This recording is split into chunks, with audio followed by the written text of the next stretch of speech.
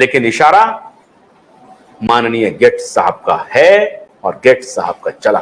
मैं मित्रों आपको समझाना यह चाहता हूं कि पूरी हमारी सरकारी मशीनरी से लेकर के पूरी पॉलिटिकल बिरादरी, ऐसा लगता है कि इस गेट्स के हाथों की कठपुतली हो गया है, कठपुतली हो गया है।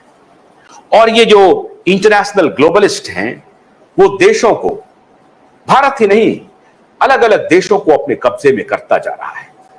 खुशी की बात यह है कि अमेरिका में एक बहुत बड़ा वर्ग इन ग्लोबलिस्ट को पहचान चुका है और ये जो डावोस के जो दलाल हैं उनको एक्सपोज करने में दिन रात वहां पर लड़ाई लड़ रहा है। और उसमें साइंटिस्ट, डॉक्टर्स, इंजीनियर्स, पॉलिटिशियन, सारे लोग शामिल हैं। और उसी लड़ाई में एलन मस्क भी है आमने सामने इनके। और एलन मस्क के माध्यम से ये सारी बातें अभी दुनिया में आ भी रही हैं, वरना ये बिकी हुई कंप्रोमाइज्ड मीडिया ने तो इंफॉर्मेशन के, सूचना के सारे धार ही बंद कर दिए थे, सारे रास्ते ही बंद कर दिए थे। आप तक ये बात पहुंचती ही नहीं। ये बिके हुए पत्रकार इस तरह से ट्वीट करते, ले जाइए कुर्ता भी ले जाइए, खटिया भी ले जाइए, ऐसे बोलते ये बिके हुए पत्रकार।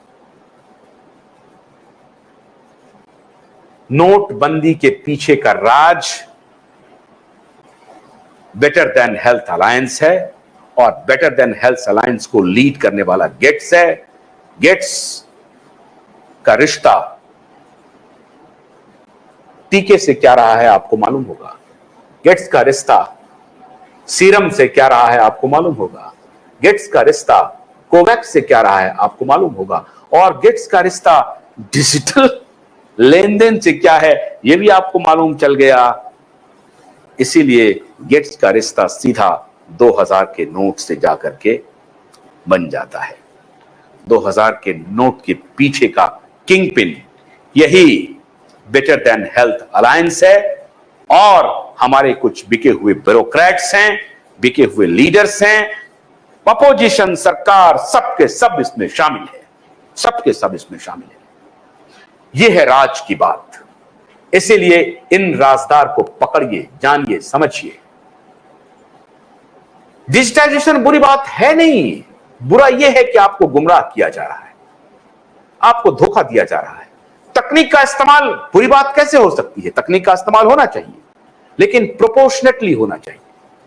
कैश चलन में रहे, यह कह करके कि हम वापस ले रहे हैं, अभी लाए अभी वापस ले लिया और फिर नैरेटिव बुन दिया, भ्रष्टाचार पर उठा रखा, यह नहीं होना चाहिए। कैश भी रहे, तकनीक का भी इस्तेमाल हो, यह जरूरी है। मेरे वक्तव्य से अगर आपको ऐसा लग रहा होगा कि मैं डिजिटाइजेशन के खिलाफ हूं, बिल्कुल नहीं, मैं बिल्कुल नहीं हूं। मैं उस षड्यंत्र के खिलाफ हूं जिस षड्यंत्र से दुनिया भर की सरकारों को नियंत्रित करने का प्लान किया जा रहा है, रणनीति बनाई जा रही है। उस षड्यंत्र के बारे में आपको सिर्फ आगाह कर रहा हूं कि यह षड्यंत्रकारी कोई और नहीं है, इक्के दुक्के कुछ गैंग हैं। World economic forum, new world order और ग्रेट रीसेट करने वाले ये लोग हैं। यही ग्रेट रीसेट करना चाह रहे हैं। इनके तरफ आपको, हमको चौकन्ना रहना पड़ेगा। आप और हम सभी चौकन्ना रहिए। ये राज की बात आज हमने आपको बता दी। लेकिन कल रात 9 बजे कुछ ऐसे गुनहगारों को एक्सपोज करूंगा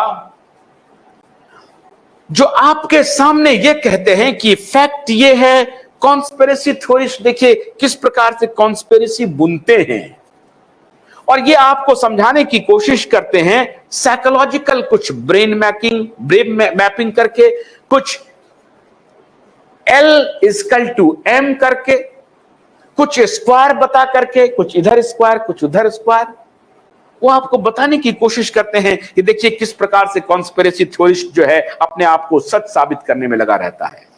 मैं उन इन्फ्लुएंसर को कल एक्सपोज करूंगा जो आपके ब्रेन को मैप करता है, आपको हिप्नोटाइज करता है, फैक्ट चेक के नाम पर आपसे झूठ बोलता है। और ऐसे जो इन्फ्लुएंसर है जिसके आप गुण गाते रहते हैं, आपको जब मैं सबूत पेश करूंगा तो आप हैरान हो जाएंगे। उन सबको कल एक्सपोज करूंगा कि ये लोग कौन हैं जो आपको फैक्ट चेक, कॉन्स्पिरेसी थ्योरिस्ट के घेरे में डालने की कोशिश करते हैं। इन बेईमानों को कल एक्सपोज करूंगा क्योंकि साइंटिस्ट जिसका ये बात कहते हैं ना कि व्हिसिल ब्लोअर आया होता, वो व्हिसिल ब्लोअर के बारे में कल आपको बताऊंगा। तो कल रात 9 बजे तक के लिए एक और एक्सपोजे के लिए तैयार रहिए। आज तो हमने रात की बात आपको बता दी, कल रात 9 बजे तक के लिए आशुतोष को अनुमति दीजिए। नमस्कार।